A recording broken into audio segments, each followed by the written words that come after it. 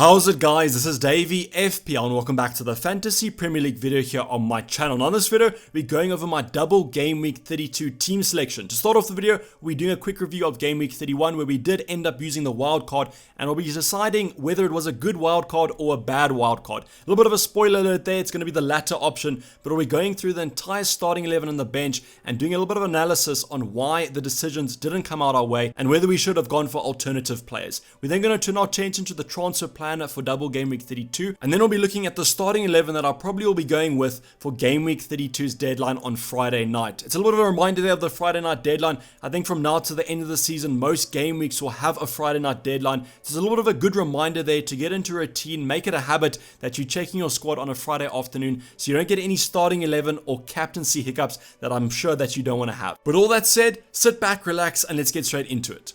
So going over a quick review of Game Week 31, and as I mentioned in the introduction, we did end up using our wildcard. Unfortunately, it wasn't a great week to use the wildcard. I think I worked out that if I didn't end up wildcarding, my team would have scored about double the points that I got in Game Week 31. The main reason for this is that I would have had Dallas coming off the bench because players like Alonso and Diaz ended up not even starting. So I would have been one of those fortunate players to have Dallas off the bench, and I don't really know who I would have gone for the captaincy option as well. But as I said, not a great week. Ended up getting a red arrow, 54k places. So although the score wasn't great for Game Week 31, the red arrow wasn't actually that bad. I think it was about 10k places, but it was bad for our top 10k hopes. We mentioned in that how to win your mini leagues and how to boost your overall rank from now to the end of the season video that I think I dropped about Tuesday evening, that I'm going to need about 8 points from now to the end of the season every single game week to catch up to that top 10k. And 8 points might not sound like a lot, but when you think about it, it's basically a clean sheet and some bonus points for a defender, midfielders, a goal and some assists maybe, and some bonus points as well for the attackers, maybe a goal, an assist and some bonus points. So 8 points racks up quite a bit, and you must remember that's 8 points that's differential on the top 10k. I don't really think there's many players that I'll be currently looking at that are totally not owned by anyone in the top 10k. So as the game weeks go on, as those green arrows aren't flowing, that top 10k dream is fading a little bit. But nevertheless, I will still push for that top 10k. I just wanted to give you guys a little bit of a realistic expectation there on your goals and how to kind of manage the disappointment if it doesn't happen. But we did manage to get an achievement this week. It's a red arrow on a wild card. For my own FPL history, this is a new occurrence, so I will be savoring this moment quite well. Not a really good memory there, a little bit of a negative one, but it was an achievement unlocked, so it was a little bit of a special occurrence for my team. But starting off with the full starting 11 and the bench, we have Mendy and Rudiger, which was a really annoying occurrence this week because they managed to concede the only shot on target I think that Crystal Palace had the whole game. So Benteke managed to score that chance, so Mendy and Rudiger had a double clean sheet wipeout. A little bit happy that it wasn't a triple up but a double up. It's always kind of annoying when they manage to concede either a wonder goal or a defensive mistake. Reminds me a little bit of Liverpool. I don't know if it was this season or last season where they were conceding a goal due to a defensive mistake or deflection or just a lucky outrageous goal that the other team managed to score. So a little bit of a similar situation here with Chelsea. And the thing with Chelsea, if you look at their fixtures upcoming, the teams are a lot better than the teams they've faced previously. So that's why I'm a little bit worried about this Chelsea double up. But although they do have the second best defense, if they're conceding a goal to Crystal Palace, I think they can concede a goal to anyone. That's a little bit worrying when I do have two of their defenders. But it was only the 2 points from Rudiger and Mendy, 8 points from Holding, who was one of the saviors of this game week. I think it was a little bit of an expectation there for Arsenal to keep the clean sheet. I was just kind of happy that Holding managed to start. Also got 2 bonus points there, which helped him get to 8 points. Then we have Lowton with only 1 point. I was kind of disappointed there with how that Burnley game ended up going, as I thought that there was a little bit of a chance for maybe a clean sheet in that one, but unfortunately that wasn't the case, and they managed to concede 2 goals, which minus Lowton with 1 point, and that's why he's only sitting on 1 point. So no, it wasn't a yellow card.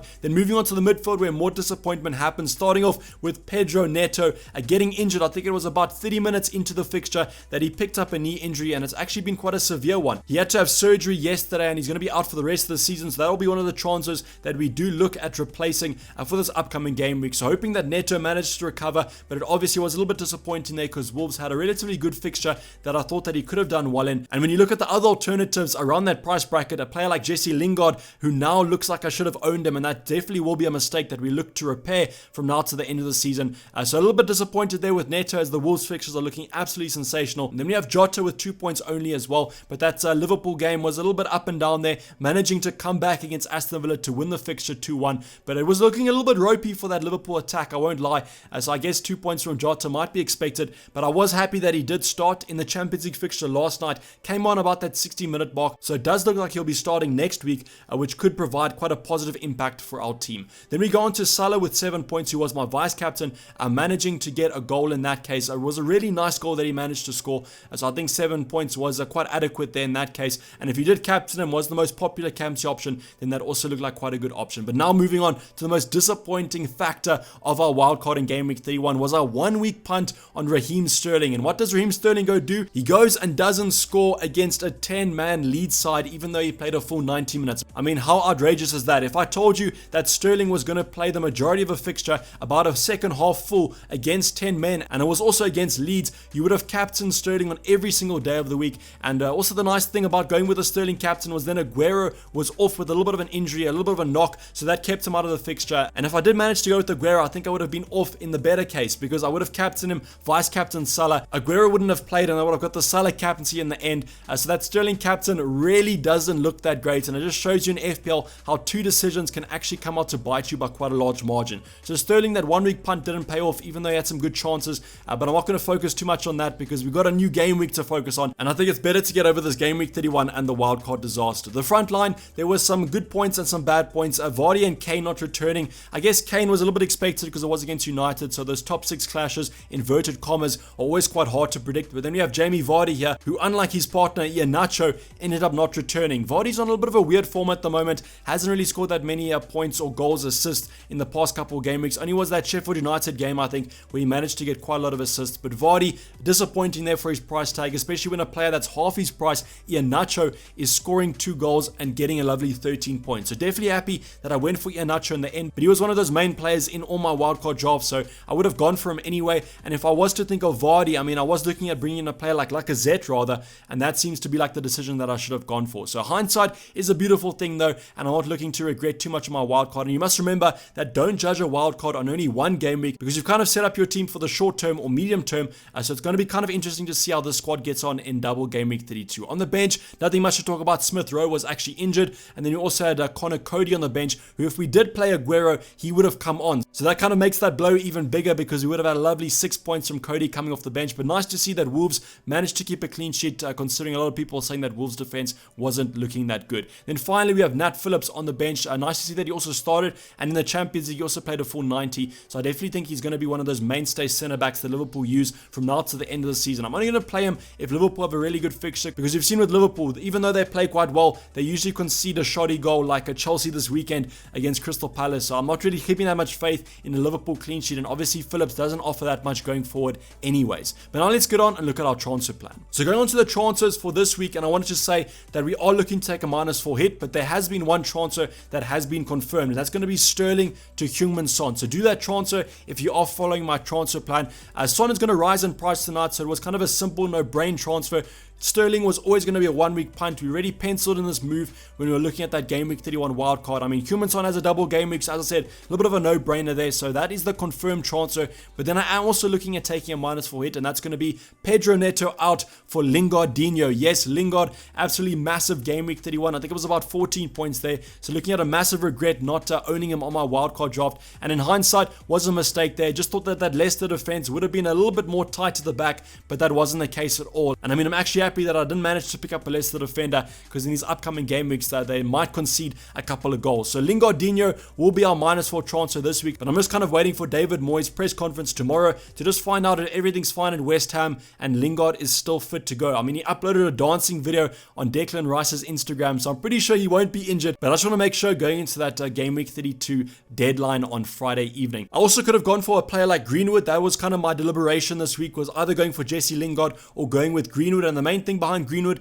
is that he plays Burnley this week and then Leeds next week. So I kind of want a United attacker for next week, but the thing is Jesse Lingard has Newcastle this week, and I'm tired of him absolutely banging my rank in Game Week 31. So I decided to just bring him in and hope that he manages to bang against Newcastle as well. But Greenwood is still up in the air there, so maybe if news comes out about him tomorrow, or maybe Lingard isn't fit to play against Newcastle, I could also do the Greenwood transfer, but I think that's probably a transfer that I make before Game Week 33 instead. So now going on to the team selection for Game Week 32 or double Game Week 32, a correction there. I have made one transfer, as I said, Sterling to Heung-min Son. So you can see Sonny here. Hopefully he has a good game week. And then I will probably be doing that Pedro Neto to Lingard move. And that's why I've got Lingard or Neto in my starting 11 because I will bring in and play whoever I do transfer. Starting off in goal, we got Mendy and then also Rudiger in that centre back position against Brighton. So this is what I was talking about with this Chelsea fixture. I mean, against Crystal Palace, you might have thought it was going to be a clean sheet, but against Brighton, a side that's been playing quite well recently, I don't think that's going to be a clean sheet. I'm just kind of hoping that it is in the end, and maybe I get lucky with a double Chelsea clean sheet that I probably should have had last game week.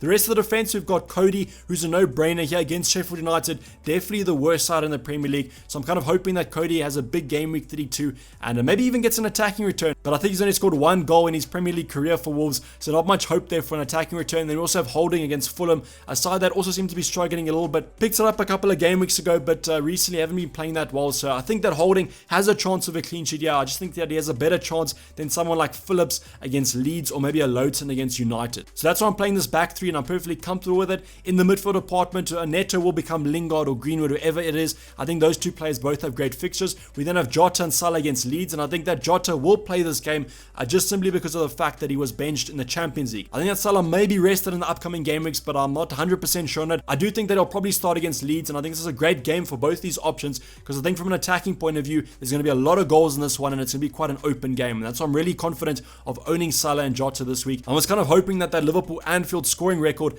isn't as bad as it's been this FPL season, and maybe Liverpool get a couple of goals against Leeds. I'm kind of thinking back to that first game week of the season where it ended 5-4 between these two clubs, so I'll always take a 5-4, especially because I am benching my Liverpool defenders. We then go on to Heung-min Son and Harry Kane, and this is kind of the dilemma I've been in this week, is whether to captain Heung-min Son or Harry Kane. Honestly, I think that Kane is probably the better captain to go for, but if you're looking for a differential point of view, I think that Heung-min Son provides a nice medium risk. It's not as much as a high risk as maybe going for a Salah or an Iheanacho because you are captaining a player from the same side with the same double game week, but I just think that Harry Kane, in terms of his scoring potential, and that's a lot higher than Heung-min Son. I mean, Everton, Southampton, we don't really know how these sides are going to set up. We can't really say Everton, Southampton are going to be super attacking and then Spurs can counter-attack them. I think that both these sides might be a little bit more conservative and these games might be a little bit closer than we expect. And I always favor Harry Kane in those closer games because I think that he offers more of a scoring threat ability, and that's why I think that Kane will be my captain, even though it's not that differential, and maybe I need to go differential